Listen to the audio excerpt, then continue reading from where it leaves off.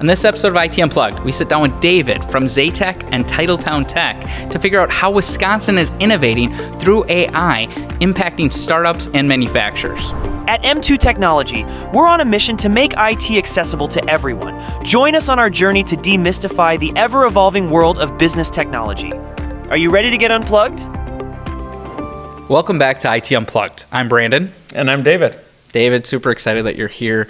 And I'm excited to talk all things technology. I know that you started Zeytech back in 2019, and now you're an engineer in residence at TitletownTech. Just kind of curious, can you lead us through a little bit of your career path and how you got to the point of where you are today? Absolutely.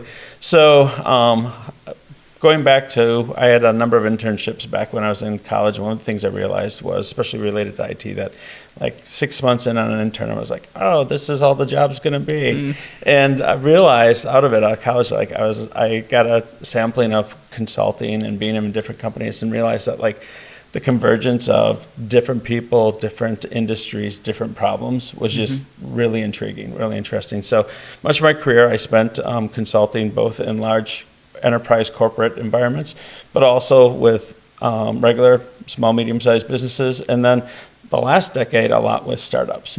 And probably the theme for me that I kind of identified as I was doing all these different types of engagements was that when you're looking to really have impact and innovate, it's not really the resource-rich environments that help you innovate. It's the ones that have limitations. And you kind of have to figure out, we know what we want to do, but what do we have and how do we do that with what we have?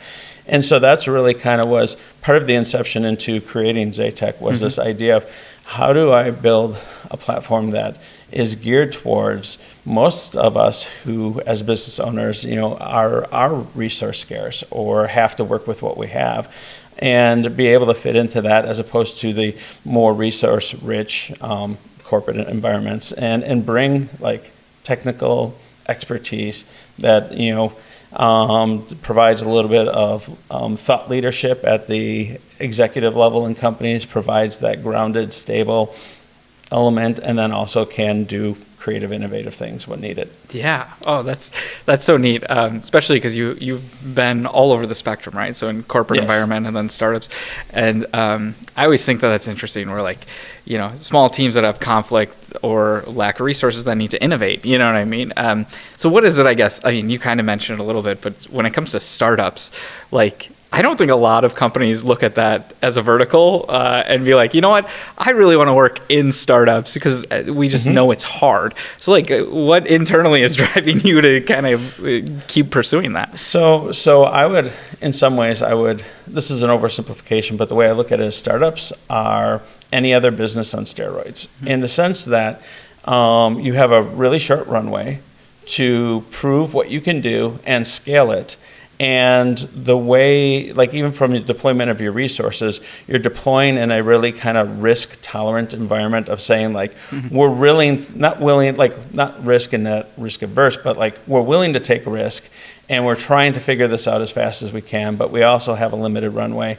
And so it really is kind of take your normal business and compress it. Compress it. And that's exciting because you have to get really creative on making things work, that you're test, validate, fail, as well as just how do we get a team to be in constant change and be effective. Yeah. So it really is a compression factor, but otherwise a lot of the components of startups are very similar to any other business. Yeah, I guess you have a person that's already said, I'm willing to take a risk, which is cool because any other technology aspects where sometimes you have to move the entire boat to get buy-in, and the thought process on the C-level might not be oh yeah, we should move all this and move fast and move quick, So. Right. When you think about businesses, every business has a certain risk profile of what's the likelihood of them failing, let's say it that way.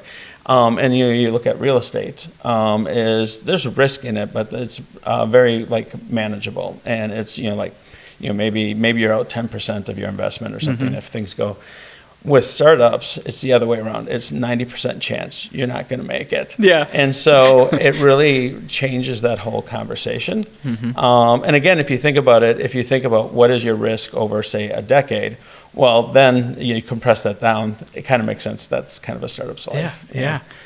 Very neat. So, could you talk a little bit about the engineer in residence in TitletownTech? I mean, maybe some people don't exactly know what TitletownTech is in general. I know as somebody that grew up in Ashwaubenon, I see it and I'm like, whoa, this is, like things are happening over here. This is new. This is exciting. So, what does that kind of look like? So other than saying it's awesome,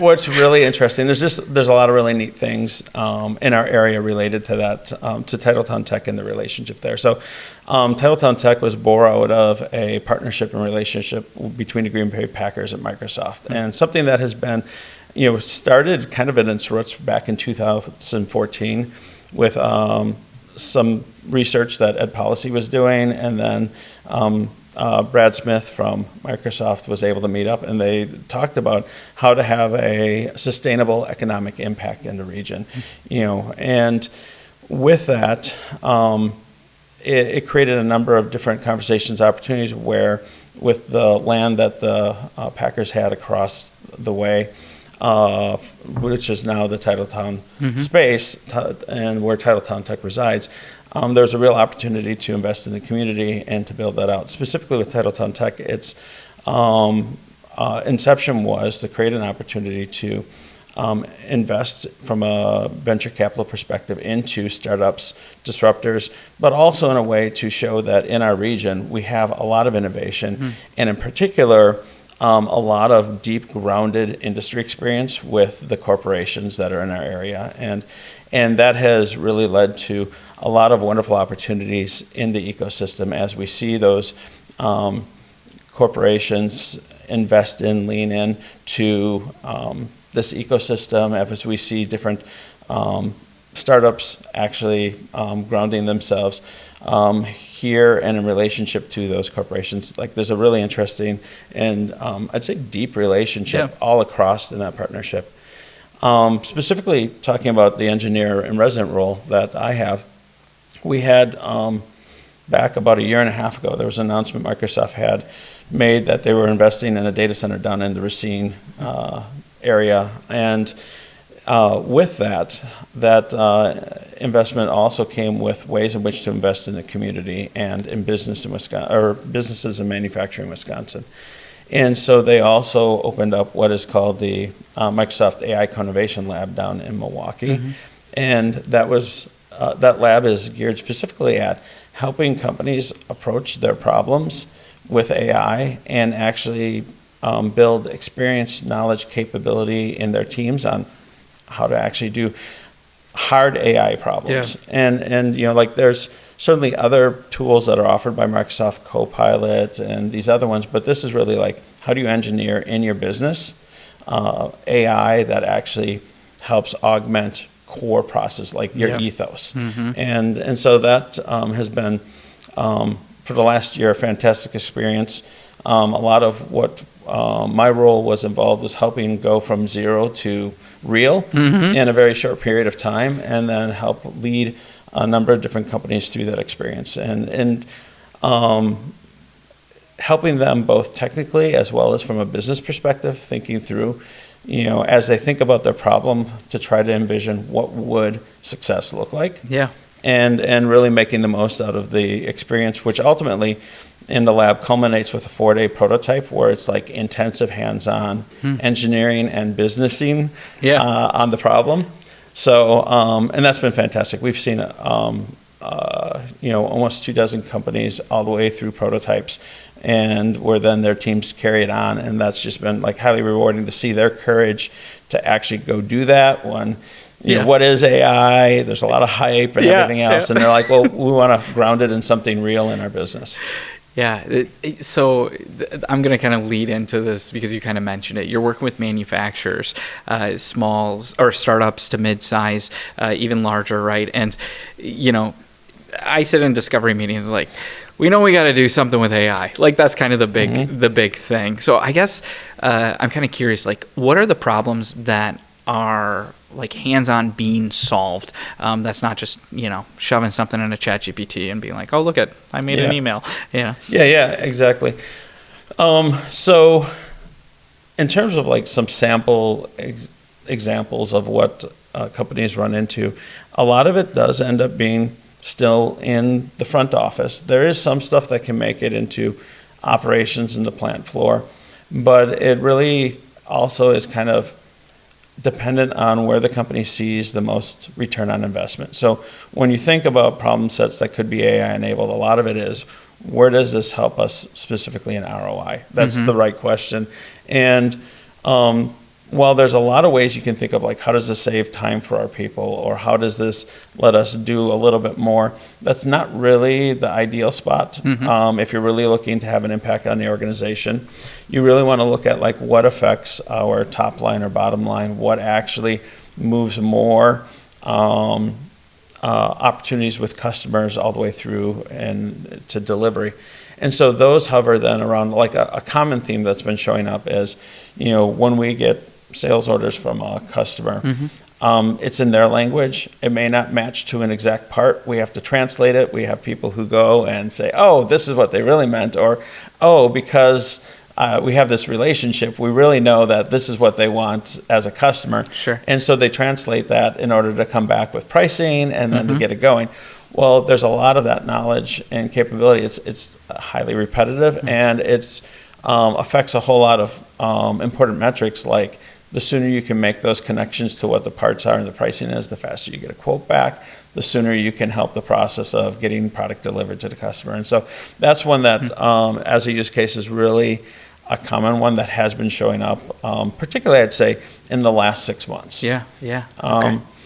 So that's one. Another place is compliance. There's a number of use cases where, compliance is important, but also it's a bit of a drag. And so utilizing AI to accelerate that process, especially when it might be a mix of compliance. Again, let's say from a sales order perspective, you have a little bit of legal, a little bit of sales, and a little bit of engineering that all have to weigh in on whether or not this is like can be done, should be done, maybe we need to go back and negotiate. In sales, you just say it can be done, right? No, exactly. Just kidding. And then you have the conversations with engineering afterwards. Yes, yeah. So, but like that's another one where, especially if you get a large document and it's technical and commercial, to be able to have AI make a first pass and then hand out assignments to the team and be like, hey, you should look at this. Yeah. And hey, engineering, this is a little bit, like we've seen you do something like this in the past, but this is a little bit different. What do you think? Yeah. And having AI send that to them and accelerate the workflow. Okay, this is really interesting, I think, because, manufacturing and AI, they go together, but then speaking with the people that sometimes have owned manufacturing places for a long time, like, we've always done it this way, and it kind of just works. So I think it might be kind of hard to break into that sometime. I guess, what are some of the things that you're seeing now where maybe manufacturers are going, okay, it's time to take that next step? And if it is, should they be, what should they be doing? Is it that, what's the ROI? What's the lowest hanging fruit? Or is it more complex stuff that you're kind of talking about that they should look at? So there's a short-term and a long-term answer. Like right now, kind of seasonally, situationally, there's a lot happening in manufacturing where we're dealing with aging out of the workforce, and where there's deep knowledge that, and the conversations happening in business is like, hey, when I leave, I don't know how you guys are going to handle it, and usually businesses, will find a way to still handle it. But there is a inflection point here where AI can help essentially be kind of a intern or an assistant that, while it's helping, it's also learning, and it's able to capture some of that institutional knowledge. And that is a pattern that is showing up. And in particular, like the how to that is having AI integrated into processes, but then providing a feedback loop where when it doesn't get it right, or when there is new information like, hey, we tried this and it got better, that AI has a way to be told like that, and it can remember. And so the next time you come in, and maybe it's a Saturday morning and you're trying to set up the line, it's like, hey, based on what you're trying to do today, maybe consider this. Yep. Yeah. That type of thing, which is a little bit situational, because right now we're at this like transformational change of organizations and knowledge, as well as just like in some cases you could argue that we've got 5 generations operating in the workforce right now. Yeah. And companies are having to manage that, and which is exciting and a little scary.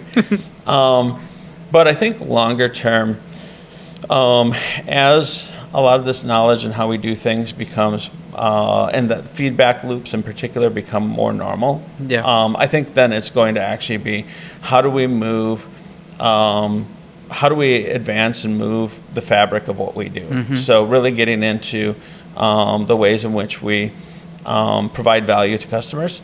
I think it's also going to change our question on like, what is it we provide? Because I think that, especially in the service industry, a lot of services we provide, it's not actually the services that they're important, but it's actually the experience and the presence and how we come.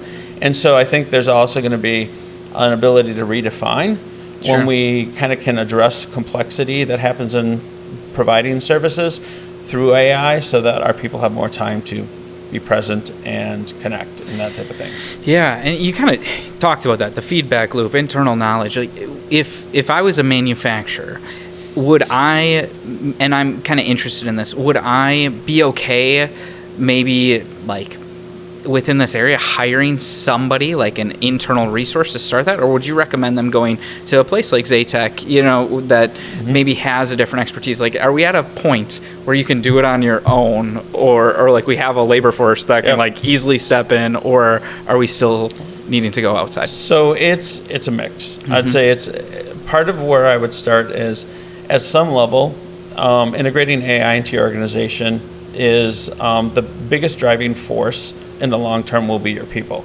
Your people championing your processes, questioning why do we do what we do. We even see this right now with some of this in the last year, some of the internships that I've seen in businesses. It's been fascinating.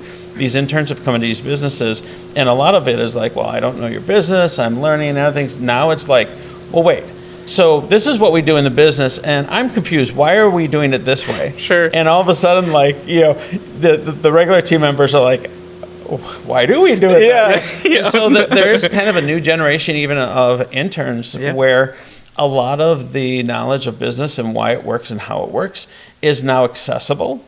And so the questions and how the organization is being challenged in a healthy way is accelerating. And I think that that's where having people that are becoming more and more acclimated to AI and helping others along, having those champions is going to be a significant driving force in any organization, any company. Now, on the flip side, when it gets to how do you go about implementing, how do you pick the right projects, I think there's a case where it can be useful for having outside help, because, again, what your problems are in the organization, but you don't know, like, what are the ones that are really successful to solve with like a solution like AI, what are the ones that have an ROI? And so like having some of that experience be brought into the team is helpful. And I think that specifically that type of value add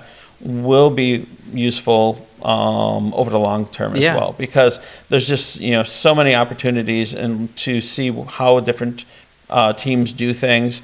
Even like in this last year, as I've been engineer and resident at TitletownTech, we've seen over 250 use cases from across a wide variety of manufacturing and non-manufacturing industries, and it's been fascinating. That's the type of thing that you don't really necessarily want to major on that knowledge in your organization. You just want to be able to tap into that knowledge so that you're confidently making good bets on where AI can help change process. Yeah.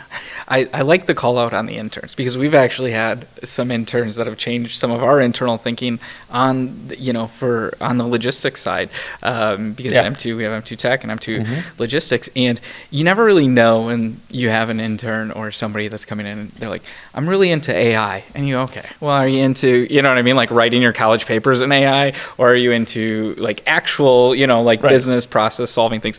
And Are you into hard work? Yes. Yeah. And they were great and started challenging things and started creating value added things right away. And it just opens up your mind. Even if it's a little bold to walk into a place as an intern and do that, like we've seen it and had really great luck with people coming in and challenging our mindset. So, yeah. So, and I'd add on that, like, it's just something that probably it's more of a feeling than an observation, although it's a little bit of both for me, is this question of, like, is it really possible for the generation coming into workforce to come up to speed and be as good as 15-year experienced people, and that's not as much a question of capability as of mindset. Like, there's a certain element that I think, especially when you look at 5 generations of workforce, there is this, like, a little bit of competition of where does our value come, and there's this a little bit, I think, especially for those of us who've been in the workforce longer, of like, can they really? Yep.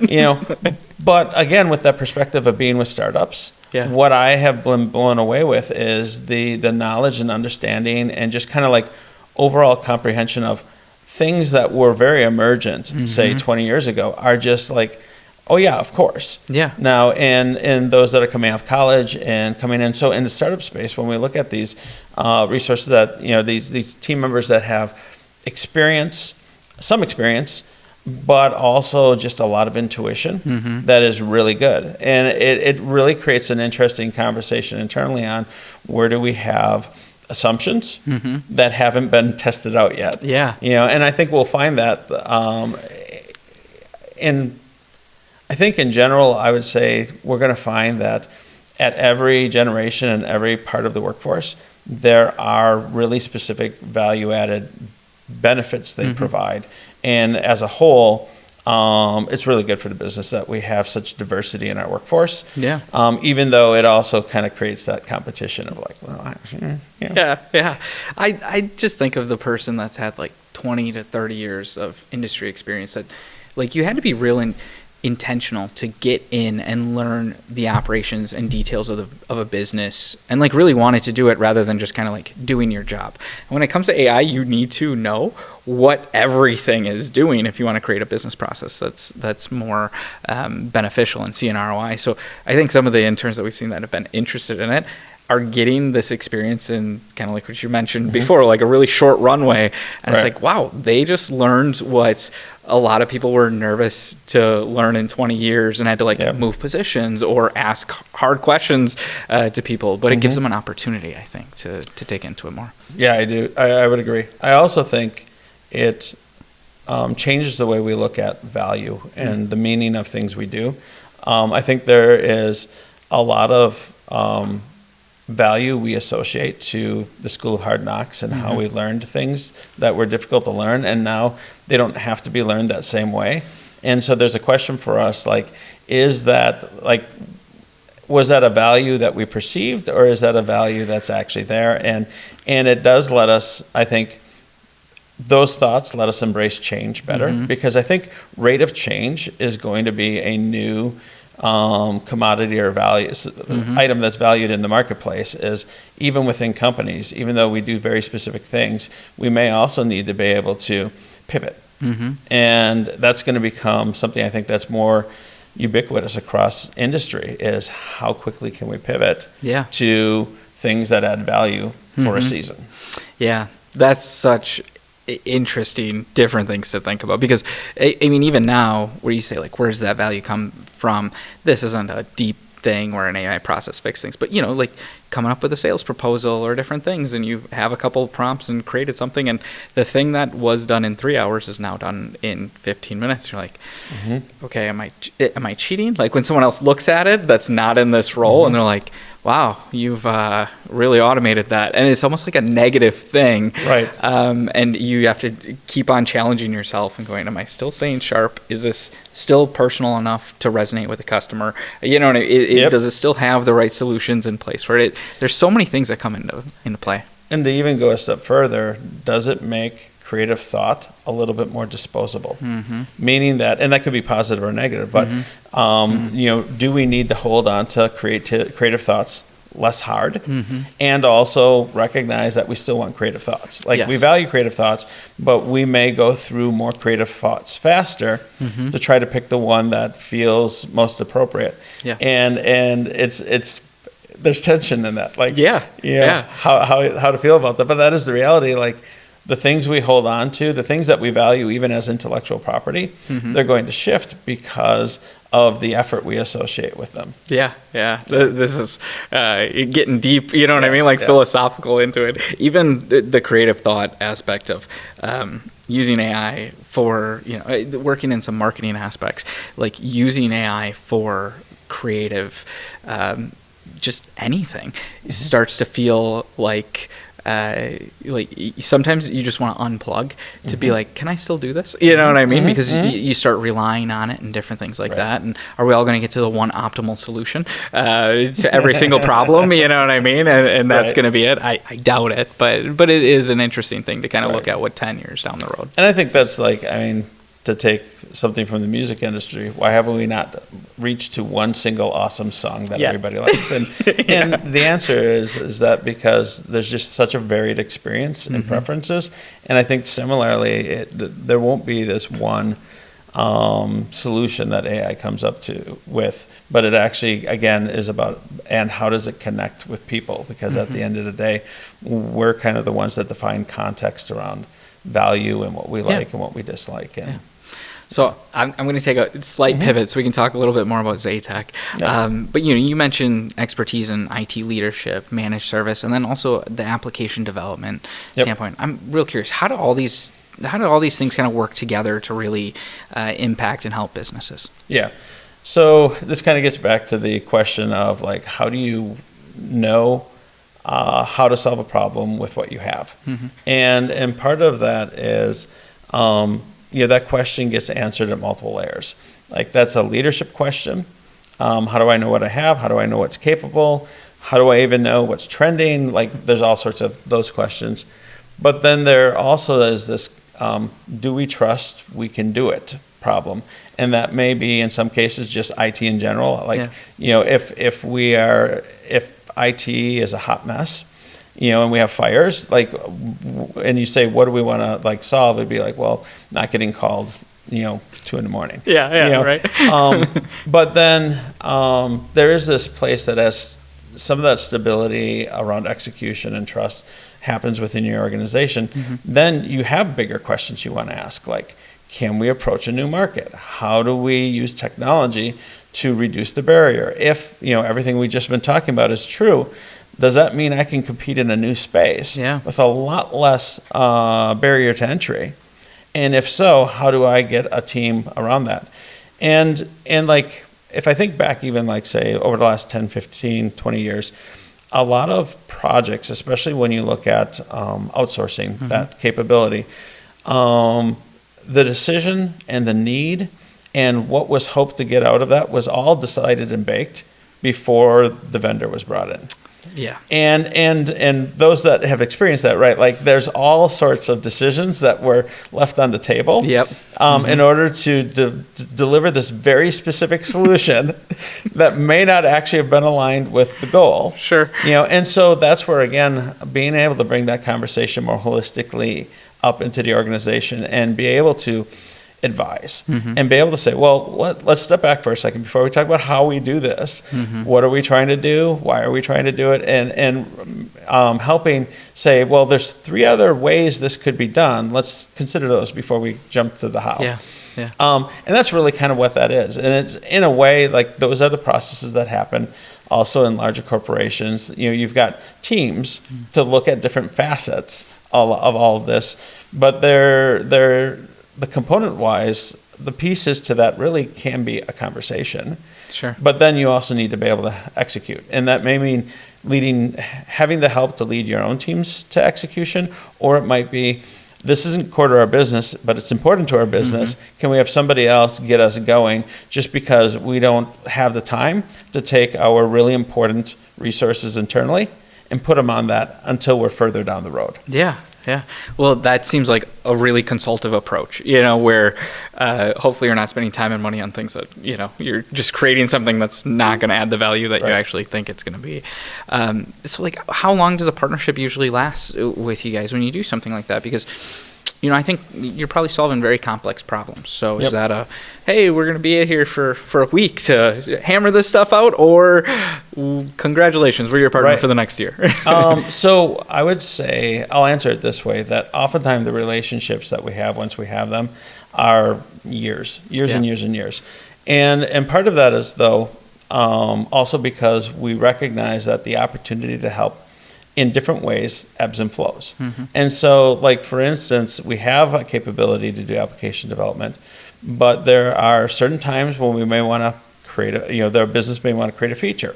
And then that season's over, and maybe a little bit of support is desired along the way. But the intention is, like, we rose for the occasion, and that was great. And now that occasion has passed, and that's good too.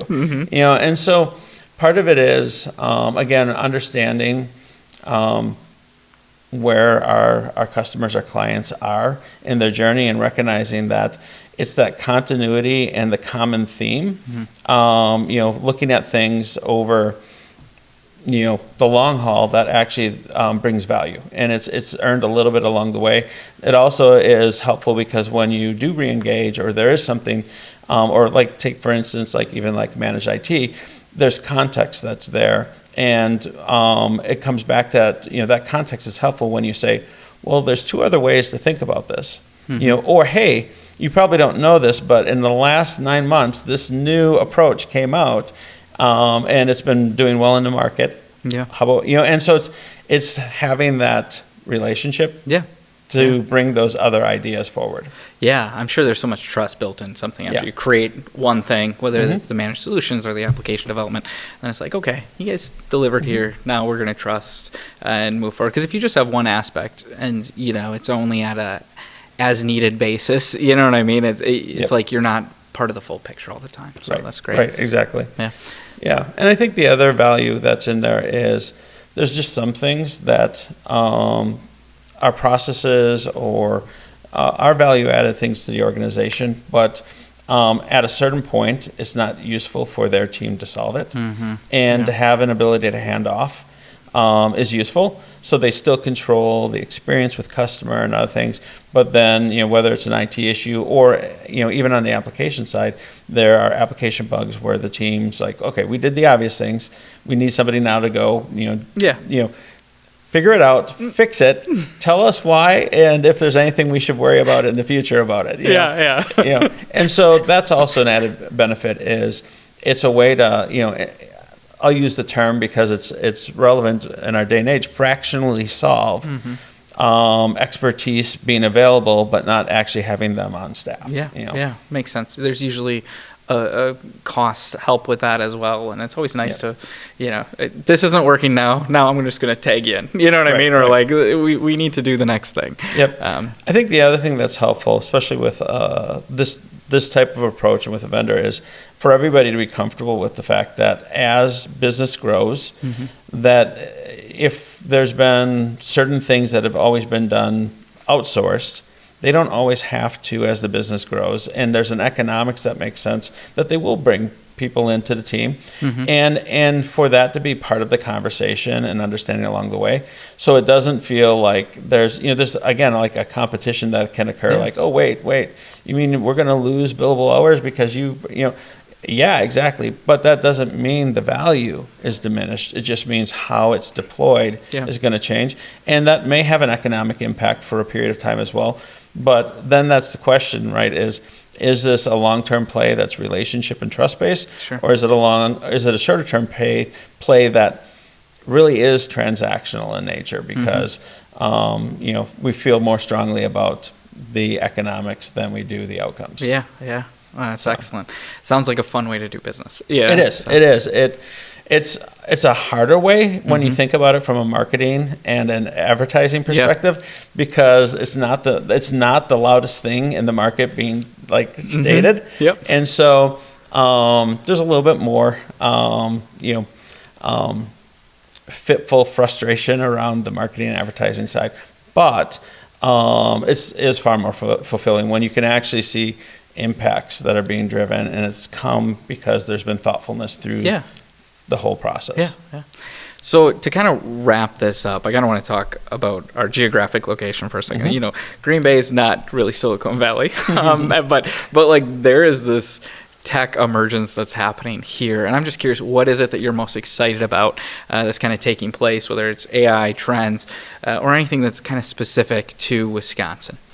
Yeah, I think my first comment would be that there is this really interesting place that Wisconsin is playing, and especially as I watch the data centers that are coming into Wisconsin, and know that there's some conversation and controversy going around that, because it's always a challenge when there's something like a data center coming into a community. But there is this odd thing that we are becoming like a central focal point for a lot of technology and innovation for the next couple decades. And it's also is like, as you look at everybody in the ecosystem that is trying to participate in this, there is a lot of really smart thought leadership going into that as well. And so it's fascinating, but I actually think we are becoming and have the potential to become a material hub in innovation and progress as we look at the next couple decades. And that's partly with the partnerships and the commitments that I'm able to see. And also in part, it is also a product of like the appetites of business owners that I'm seeing that are willing to start embracing technology, and especially in ways that they wouldn't have previously, because they recognize there is a shift, and this isn't just like an incremental change of buying one more product and putting it on the production line. It's actually like, no, this could change how we do things. Like, rather than just evolving incrementally, we could potentially revolutionize and step over things that others have had to deal with for the last 2 decades. Yeah. Well, I'm excited about that. I'm grateful for TitletownTech, Zeytech, the work that you guys have been doing, because every time that you get in front of more people and they start believing and embracing it more, like it's helpful for everybody, because we're changing mindsets, and then it's easier for someone to come in and say, oh yeah, this is important. IT is important. Innovation is important. So yeah, that's awesome. Well, thank you so much for being here and all that you're doing. And thank you for watching IT Unplugged. Make sure that you subscribe, do all the buttons, all that other fun stuff, and we'll see you next time.